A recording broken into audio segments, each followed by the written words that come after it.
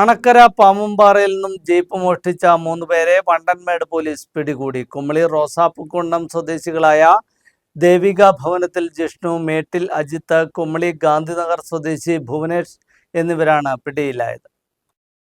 അണക്കര പാമ്പുപാറയിൽ നിന്നും ജീപ്പ് മോഷ്ടിച്ച 3 പേരെ വണ്ടൻമേട് പോലീസ് പിടികൂടി. കുമളി റോസാപ്പുകുന്നം ദേവിക ഭവനത്തിൽ വിഷ്ണു, കുമളി ഗാന്ധിനഗർ സ്വദേശി ഭുവനേഷ്, റോസാപ്പുകണ്ടം മേട്ടിൽ അജിത്ത് എന്നിവരാണ് പിടിയിലായത്.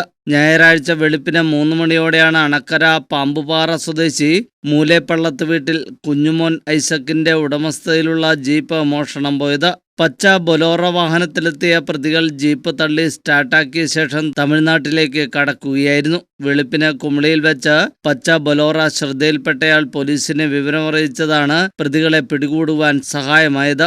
ഒപ്പം CCTV ദൃശ്യങ്ങളും പോലീസ് പരിശോധിച്ചിരുന്നു.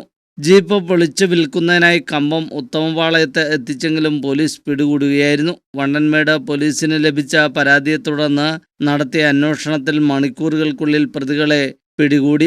1-ാം പ്രതി ജിഷ്ണു കഞ്ചാവ് കൈവശം വച്ചതും ചെക്ക് കേസും ഉൾപ്പെടെ നിരവധി കേസുകളിൽ പ്രതിയാണ്. ഇടുക്കി SP വിഷ്ണു പ്രദീപ്, കട്ടപ്പന DSP നിഷാദ് മോൻ എന്നിവരുടെ നിർദ്ദേശപ്രകാരം വണ്ടൻമേട് CI ഷൈൻകുമാർ, ASIമാരായ ബിനോയ് എബ്രഹാം, അശോകൻ K, CPOമാരായ Jaimon R, Jayan N, Binu K John, Saljo Mon, Arun, Peethambaran തുടങ്ങിയവരാണ് പ്രതികളെ പിടികൂടിയത്. കഴിഞ്ഞ 11-ാം തീയതി സമാനമായ രീതിയിൽ ഇവർ ഏറത്തുങ്കൽ സോജിയുടെ ജീപ്പ് മോഷ്ടിക്കാൻ ശ്രമം നടത്തിയിരുന്നു. പ്രതികളെ നെടുങ്കണ്ടം കോടതിയിൽ ഹാജരാക്കി.